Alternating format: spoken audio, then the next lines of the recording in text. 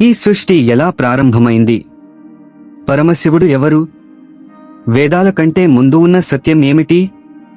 ఈ ప్రశ్నలకు సమాధానం ఇచ్చే మహాగ్రంథమే శివపురాణం. ఈ రోజు మనం శివపురాణం ఎలా పుట్టిందో ఆ పవిత్ర కథను తెలుసుకుందాం. ఒకసారి ఋషులు, మునులు జీవితం యొక్క పరమార్థం గురించి చర్చిస్తున్నారు.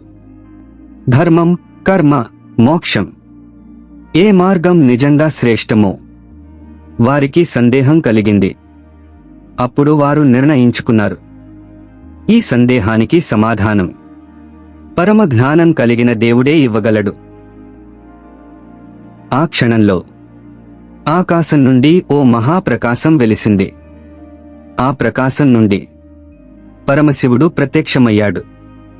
శివుడు అన్నాడు, నేనే సృష్టి యొక్క మూలం, నేనే స్థితి, నేనే లయం. ఋషుల హృదయాలు భక్తితో నిండిపోయాయి.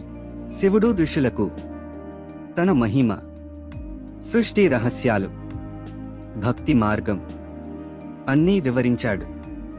ఈ ఉపదేశాలే తరువాత శివ పురాణంగా రూపాంతరం చెందాయి.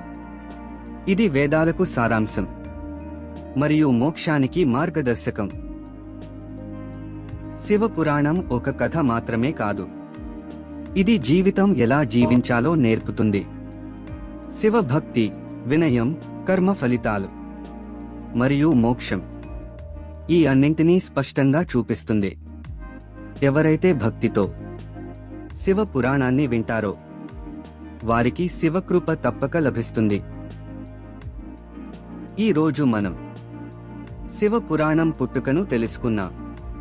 రేపు మనం పరమశివుడు ఎందుకు సర్వోన్నతుడో ఆ అద్భుత కథను తెలుసుకుంటాం. ఓం నమః శివాయ.